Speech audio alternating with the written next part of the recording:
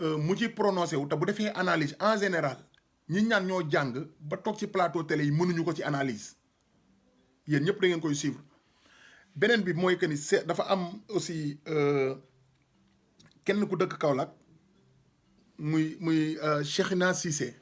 Cheikhna Cissé aussi damay seetaan ay vidéo moom aussi mu nekk nitu daara nekk nit ku am xam-xam jàng alxuraan mais dama seetlu à tout moment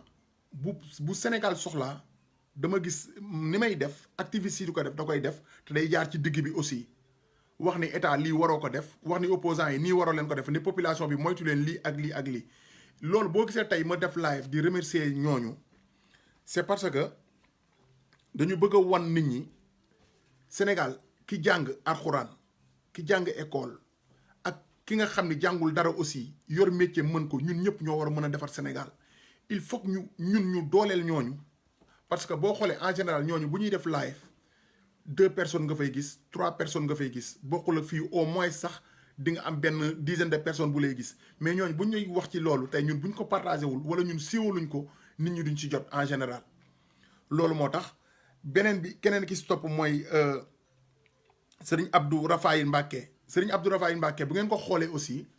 moom xutbaam yi muy def yëpp comme imam Ndaw la xutbaam yi muy def yëpp lépp lu état def suba ba ngoon bu génnee ci journaux yi bu vendredi jotee wala buy def xutba ci la koy def moo lay wane li tamit ñooñu il faut que ñu rendre leen hommage si weeru koor lañ nekk man suma live yëpp ci weeru koor noonu laa koy def may xool ñi nga xam ne aussi ñu ngi Sénégal di def benn liggéey bu am solo bi ma def le tout ba aussi tamit ñu gën leen dooleel parce que ñun bu dul woon yéen ñiy seetaan di partager aussi message yi ñuy joxe kenn du ko dégg kon donc ñooñu bu ñu nekkee ci Sénégal gis situation Sénégal nu mu demee ñu nekk ay nit ñoo xam nit ñu am valeur lañ nit ñoo xam ne aussi dañuy jàng alxuraan fees seen dënn ñu mënoon a def ni li fi amoon à l'époque nag mooy que ni man kilifa diine laa wala man dama jàng alxuraan bokkuma ci société bi man yàlla moo ma ñor alxuraan moo ma ñor point déjà kon ñooñu génération bii nii muy Abdou Rafaïl Mbacké muy Seydina Cissé bu Kaolack muy ki nga xam ni Serigne Bara Ndiaye la borom def gis aussi tamuy def chronique ak Sanjoogu nit ñooñu li tax ma leen di remercier mooy que ni dañu indi beneen tournure boo xam ne xamewuñ ko woon en général ñi jàng alxuraan donc ñu leen di féliciter di leen jaajëfal di ñaan yàlla aussi bàyyi leen fii defal leen xéewal ba li ñu yéene Sénégal egg fa c'est parce que ñooñu ñëpp tey boo gisee ñuy def ay chronique di leeral nit ñi nga dem ci Abdou Rafaïl Mbacké muy xutba ba pare wax ci situation politique gu Sénégal donc c'est à saluer loolu moo tax tey mu ñooñu ñëpp ma boole leen remercier leen muy ki nga xam ne moom moo jël grand prix Sénégal muy Mohamed Maïb Touré nekk xale bu ndaw franchement parler jël ko foofu nag dañ fay taxaw parce que li tax ma fay taxaw mooy que ni Diary Sow bi mu nekkee meilleur élève dañu gis télévision yëpp wër ko jël ko publier ko ñëpp xam kan mooy Diary Sow mais tey xale bi nga xam ni tey mooy Mohamed Madiou Touré nekk meilleur réciteur de Coran si prix Sénégal cette année-ci mais pourquoi pas tey média Sénégal bi waruñu woon accompagner xale bi ba mu dugg biir Kaolack pourquoi pas mënuñu ko woon accompagner aussi di wax état lan moo tax tey kii nga xam ne mooy Abdoulaye Dia bu Sénico di financer yenn somme d'argent yi si récitation Coran sans pour autant état accompagner ko y a un problème aussi parce que tey xale bi jël na grand prix jox nañ ko 20 millions ñeneen ñi yeneen 5 premiers yi ba ci 10 premiers yi kenn ku nekk am nga prime mu nekk xaalis bu bari quoi 20 millions xaalis la léegi tey ñoom nu ñu ko séddalee baax na soit ñi ko doon jàngale moom aussi dina def ci daara ji dara bu daara ji amul woon courant wala amul ndox wala dara dinañ tabaxaat daara ji jël ci benn somme bi yeneen ñu jox ay parents ñoo xam ñoom nu ñu ko defee baax na mais tey bi xale bi jëlee grand prix directement rek état Sénégal waroon na mën a jël ni xale bi kat dañ koy fayal jàngam mu dem jàngi à l'extérieur wala dañ koy bàyyi fi mu jàngee ba mën a réciter lii dafay des mais dañ koy dooleel dañ koy jox lii dañ koy jox lële au moins ñu jox ko kër wala ñu may ko benn terrain wala ñu may ko oto wala ñu xool famille nan la demee état Sénégal jàpp ci parce que li Ablaye Dia def Sénégal jël ay centaine de millions def ko ci daara donc état waroon na ci mën a jàpp mais nag tey état jàpp ci ay privé ñoom ñoo ci jàpp ba affaire bi egsi fi muy egsi tey suñu télé nationale bi ak yeneen télé yi ni ñuy defee seen petit gallé di ko filmer ñëpp di ko gis pourquoi pas mënuñu ko woon def tey biñu dem même bu ñu couvrirul événement bi ba final bu ñëwee ba final aussi mënoon nañoo xool ki jël final bi ñu topp ko ba nu mu duggi Kaolack mais malheureusement loolu amul mais waa Kaolack ñoom defal nañ ko seen bopp recevoir nañ xale bi comme un héros parce que man je me rappelle temps Cheikhou Chérif bi mu amee bi ñu jëlee Cheikhou Chérif doon ko indi Sénégal mais y avait une bousculade comme bu fay di doon ñëw Sénégal bousculade mais xale bi tey def na récitation Coran pour ñu encourager sëriñ daara yi encourager aussi sa famille encourager xale bi non seulement Ablaye Diabou Sénico jox na ko 20 millions jox na aussi 5 premiers yi ba ci 10 premiers yi te chaque année mu def ko mais waroon nañ ko au moins sax état Sénégal waroon na mën a teg ak xale bi loxo encourager ko aussi parce que tey bu ñu mënee encourager Diary Sow waroon nañu mën a encourager xale bi parce que tey bu ñu nee ay valeur la ñuy xeex dañuy xeex lii ak lii mais état Sénégal dugalu ci loxoom léegi nag loolu contribution la boo xam ne dama ko si amoon rek doon ko indi di wax presse sénégalaise bi seetaan nañ foofu parce que tey Sénégal 95% musulman moo fa am kon donc bu loolu amee waroon nañ ko mën a rendre hommage xale bi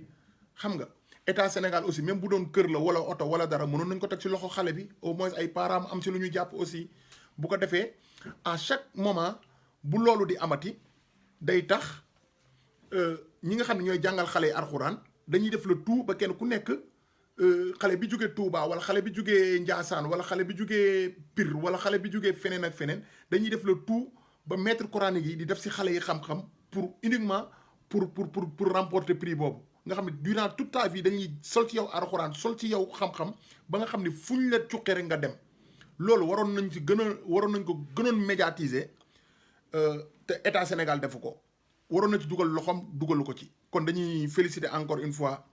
ki nga xam ne mooy Ablaye Diabou Sénico moom mi nga xam ne moom moo ko taxawal di ñaan yàlla sàmm ko di wax sénégalais aussi nañ jënd ay produits am parce que tamit sénégalais la te ñëpp gis nañ ni gagné na fi projet ci ay terrain jël xaalis boobu. jël terrain yooyu delloowaat ko ñi nga xam ne moom moo leen gagné kon donc c'est à saluer léegi nag bi ñu gërëmee ñi nga xam ni mooy ñooñu ba pare parce que boo gisee ma ne dama gërëm aussi mouvement ànd sàmm jikko yi ñoom wax naa leen ci ban point la te gis ngeen Babacar Mbuub moom moo ko jiite ay ñoom Cheikh Omar Diagne ay ñoom Abdou Karim Gueye ay oustaz Mor Seck ay oustaz Kébé ñoo ko jiite ñooñu ñëpp aussi ñu ngi ci beneen liggéey ci beneen dynamique boo xam ne aussi ay valeur la ñuy incarner biir Sénégal ñooñu aussi dañ leen di ñaanal di leen wax ni am nañ benn manifestation bu mag bu ñuy def le 23 mai incha allahu rabbi pour xeex li nga xam ne moom mooy góor jigéen pour ñu wutal nañ ko benn projet boo xam ne dañ ko war a yóbbu à l'assemblée incha allah bu eggee foofu ñu daal di criminaliser li nga xam ne mooy góor jigéen biir Sénégal te am nañ pétition boo xam ni kilifa diine yi nekk Sénégal yëpp signé nañ ko kon ñooñ tamit il faut ñu jaajëfal leen mënuñu fi nekk rek tamit di xarab état politique mais buñ tolloo si weeru koor gis ñuy def yenn liggéey yi il faut aussi tamit ñun ñu doole leen moo tax ma féliciter ki nga xam ne mooy imam Ndaw féliciter ko bu baax imam Ndaw imam Alioune Badara Ndaw féliciter professeur Cheikh Omar Diagne féliciter wax naa leen ko Abdou Rafaïou Mbacké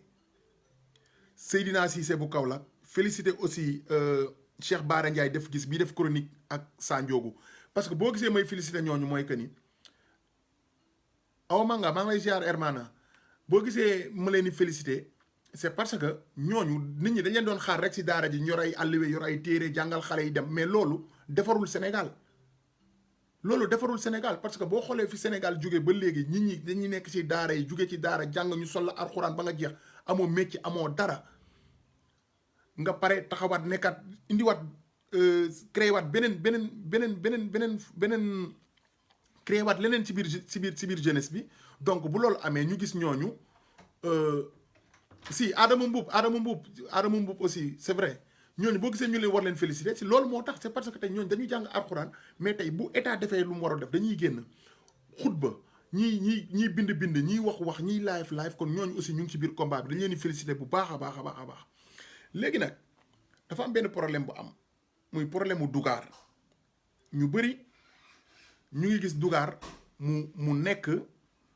li nga xam ni mooy diggante Rufisque ak Diamniadio Dougar ñëpp xam nañ léegi Diamniadio ubbi nañ fa la aéroport bi nekk léegi nag ñu am problème mu foncier Sénégal yaakaar naa bis buy tàkk dëggantaan si problème foncier la nar a jëm parce que tey boo xoolee problème mu Dougar li amoon Ndingler moo am Dougar mais cette fois-ci buñ si waxul ñun dañuy doon ay naafeq parce que li amoon Ndingler bi muy am ci dal ci kaw Babacar Ngom ak waa Ndingler ñu bëri dañ ne noonu def leen dànk dañ ne nañ dooleel borom entreprise yi nga xam ne c'est des nationaux kon Babacar Ngom si la bokk mais nit ñi ne non ñun xeexuñu Babacar Ngom mais façon bi mu amee suuf si biir Ndingler la ñuy xeex kon donc bu Dougar ñëwee am problème ñu jël ay marocain jox leen suufu Dougar kon c'est normal aussi ñun activistes yi ak ñun liveurs yi ñu gën taxaw wax si parce que Dougar ñi fa nekk ay sénégalais lañ te ñi ñu ko bëgg a xañ foofu ay sénégalais lañ ba pare ñi ñu koy jox ay étranger lañ te façon bi ñu leen koy joxe c'est illégal dañ leen di jaay doole. li tax nag li tax mooy c'est parce que fi ñu leen bëgg a yóbbu ñoom pourquoi pas mënuñu fa yóbbu marocain yi pourquoi pas fi ñu nar a yóbbu waa Dougar waruñu fa yóbbu marocain yi ñu bëgg a jox surface bi. parce que gis ngeen vidéo yi mu ngi circulé ci internet bi ay caterpillar lañ indi commencé daaneel seen kër yi te dañoo war a daaneel ba daaneel fi armeel yi nekk population Dougar dañu sonn mais nag léegi man le problème qui se pose mooy que ni benn instant doo comprendre ku war a xeex Ndingler war nga mën a xeex aussi Dougar Jaxaay Tivaouane Peulh Mbour côté yooyu yëpp boo xoolee tey problème foncier am na fa te tey li ñu war a def ñun mooy que ni ñu def benn mobilisation boo xam ni tey képp koo xamoon ne amoon nga problème mu foncier ñu def le tout ba ñëpp ñu dajaloo ci benn plateforme ñu revendiquer lii parce que lii mënatul continuer parce que nee naa leen encore une fois boo ñëwee ci Europe bi du ñu jaay étranger yi suuf mën nañ la jaay appartement mën nañ la defal lu nekk mais pour ñu jaay la suuf comme ni ñu koy jaayee Sénégal nga moom ko définitivement ci ay weccit ci ay yaama neex ci ay récupérer ay documents yooyu amul ci Europe bi ñun fii man fii bokk man li ma jënd fii appartement la nekk te appartement bi yaa ngi ci kaw tey boo doon dem appartement bi ngay jaay mais boo xoolee sous solu appartement bi ñaata nit ñoo ko bokk tey fi mu nekk nii Fatoumata maa ngi lay ziar boo xoolee suuf appartement bi ñaata nit ñoo ko bokk kon tey tubaab bi dépassé nañ di jaay suuf dañuy jaay bay jaay air bi par étage lañ lay jaay mais da ngay dem Sénégal nga gis lu mat 800 hectares ñu ne la benn nit moo ko moom 800 hectares ñu ne la benn nit moo ko moom c'est inadmissible léegi bu ñu continuer nii fan la nit ñi di bàyyee lu ñu lekk bu suñu doom yi juddoo suñuy sët ñooñu ñëpp juddu léegi ñun bu ñu demee ba am benn instant kenn ku nekk jël benn 400 mètres carrés ne da nga fay dëkk kenn ku nekk 400 mètres carrés léegi ñun loolu doy ñun xajuñu ci suuf si te famille yi aussi ma leen di wax benn affaire yéen famille yi aussi bàyyi leen sama ndijaay moo moomoon fii moo moomoon tool bi kii moo moom fii léegi damay tabax fii keneen ki dem dëkki fële ñu tuxu non loolu amatul sax da ngeen di boole seen i doole aussi parce que ñëpp xam nañu Sénégal am bi ak doole des na mais boole leen seen doole bu sa frère tabaxee ci suuf nga tabax ci kawam bu ko defee di ngeen desee espace boo xam ne fa ngeen di bay mais bu leen ne dañoo pauvre rek ba tax na ngeen bàyyi noonu non tey exemple tey bu ngeen amee benn tool bi si ngeen di bay di dundee si ngeen di def lu nekk léegi kër gi fees na ngeen keneen ñëw daal di dagg ci wetu kër gi dëkkaat keneen daggaat ci wetu kër gi dëkkaat bu subaa du ngeen am fu ngeen bay mais fenn fi nga xam ni moom la fa la kenn dëkk na beneen frère bi ñëw tabax ci kawam ngeen continuer am seen tool continuer am fu ngeen mën a def seeni jur ak leneen mais dagg jaay dagg dëkk bu yàggee duñu am fu ñu bayee lu ñu lekk. il faut aussi tamit ñun Sénégalais ñoom habitude boobu boo demee ci wàllu pêche bi aussi la même chose da ngay dégg bateau yi ñu ngi ñuy rey te da ngay fekk benn tefes lu mat tey 700 gaal gaaree ci tefes gi mais 700 gaal bu ngeen jëlee 200 wala 300 gaal yi somme bi ko defar bu ngeen ko fusionné mën na jënd bateau mën na jënd bateau deuxième main mën na jënd benn bateau boo xam ne bateau occasion la ngeen jënd ko wàcce ko ci géej gi parce que tamit ñun malgré dañuy kaas bugguñu lu gaañ sénégalais comme ñun mais ñun aussi il faut ñu changer suñu façon de faire parce que tey ñu ngi xeex Auchan di xeex leneen ak leneen mais tey suñu marché yi kenn moderniser wu ko boo demee ba léegi ay braak moo fa nekk ay zinc moo lay dagg ndox mi boo duggee ci biir yaa ma gën a xam bu tawee kon donc il faut ñu fusionner suñu doole boo ñëwee ci magasin yi nga xam ne mooy magasin alimentation yi comme yu Auchan wak yi tey boo amee 6 jaaykat yu dëgër kenn ku nekk génn sa benn somme 2 millions 3 millions war ngeen mën a am benn espace ngeen def ko noonu parce que ñun mën nañu kaas li ñuy kaas mais tamit dinañ toll benn moment boo xam ne il faut ngeen fusionner seeni doole muy ci famille yi muy ci ak ci ku mu mënti nekk donc il faut ñu fusionner suñuy doole fusionner doole nag nekkul dañuy fusionner suñu doole rek pour xeex Macky Sall wala dañuy fusionner suñu doole rek pour Ousmane Sonko toog wala dañuy xeex non mais il faut ñu toll ci benn instant boo xam ni aussi li ñuy def mooy suuf si nga xam ni tey suñuy ay parents ñoo ñu ko bàyyil waruñu jël bu ñu demee benn instant ñu ne kii de day takk jabar comme que day takk jabar léegi te mën na xajatul ci kër gi nga jël tool bi mu dem dagg ko dëkk non bu ñu daggee tool yi di ko dëkkee bu yàggee ñun dootuñu desee dara amatuñu fu ñu bayee amatuñu fu beneen ressource duggee il faut ñu am habitude bu sa frère amee terrain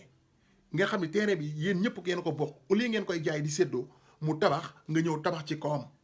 le reste du terrain ngeen mën fa bay dundee c'est la même chose aussi ci suñu mbokk mool yi 700 gaal fu ñu gaaree kenn ku nekk war a dem géej ngeen wut bateau moom moo ko gën bu ngeen fusionné seen doole kenn ku nekk indi sa dërëm ak sa ñaar dërëm ngeen jënd seen bateau deuxième main bu leen ko jàpp yenn affaire yi seerul comme il le faut bu ngeen xoolee li gaal yi di jaar Sénégal gaal yi dafa cher kon donc foofu rek bu ngeen fusionné encore une fois seen doole di ngeen mën a am benn bateau occasion ngeen jënd ko bu ko defee Sénégal aussi di évoluer ndànk-ndànk ñu xam ni kat moolu caaroy géej gi kat wala moolu yoofi kat famille diw ak famille diw ak famille diw ñoo boole jënd benn bateau mais dama ne la 60 ba léegi ni ñu doon nappe la ñuy nappe ñun aussi il faut que tamit ñu changer tamit suñu idéologie parce que mën nañ combattre lu nekk mais bu ñu boolewul suñu ay doole du ñu dem kaawu Dugar la même chose li am Dugar amoon na Ndingler li am Dugar am na plan Jaxaay li am Dugar am na feneen te boo xoolee plan Jaxaay Géejawaay lañ leen jëlee woon ak Pikine yóbbu leen plan Jaxaay am ñoo xam ne jot nañ leen jox kër am ñoo xam ne ba léegi joxuñu leen kër ba pare fi ñu leen jëlee woon ñoom waa plan Jaxaay fi ñu leen jëlee woon diggante Pikine ak Géejawaay ñu ngi koy joxaat ay nit ñu dëkk te ñu fa jëlee woon ba léegi amuñu fu ñu dëkk problème mu suuf dina taal Sénégal te Macky Sall il est au courant de tout ça man li ma gën a métti ci kaawu Dugar mooy que ni ci weeru koor la ñu nekk quoi nit ñi di woor ba ngoon jot ñu ñëw indi leen ay gémi di dóor maire yi di dóor jeunesse bi ku génn revendiquer non bul toj fii biñ ko jëndee yàggul ana préfet ana ki boo kaasee sax gendarme yi dal sa kaw police bi dal sa kaw dugg ci biir kër yi dajji fenêtre yi dajji bunt yi fekk koo xam ni tey ay femmes yoo xam ne dañuy tenc seen boroom kër bi mu deewee léegi yàggul ñu boole leen ñoom ñëpp boule mais c'est vilain quoi avec ça ngeen ne deuxième vague du am mais deuxième vague ala kulli alin day am parce que population bi bu ngeen xoolee li am STG biñ ñëwee dañu nommé Idrissa Seck ñu bëri dañ ko ngun-ngunee ci réseaux sociaux yi noppi wax li ñuy wax noppi Sénégalais yi jël di denc tey ñu ngi naan dañuy jëlal ministres yi ay ancien premier ministre kenn ku nekk dañ la war a jox 10 millions oto ak nga dem faju ji à l'étranger ngeen yaakaar Sénégalais dañ leen di bàyyi ci noonu non dañuy jàppaat dañuy jëlaat di dajale seen mer parce que ancien premier ministre bi ngay jox 10 millions tey kooku ñàkkul lu mu lekk loolu 10 millions yooyu foo ko dugal ci jeunesse bi ñu am xëy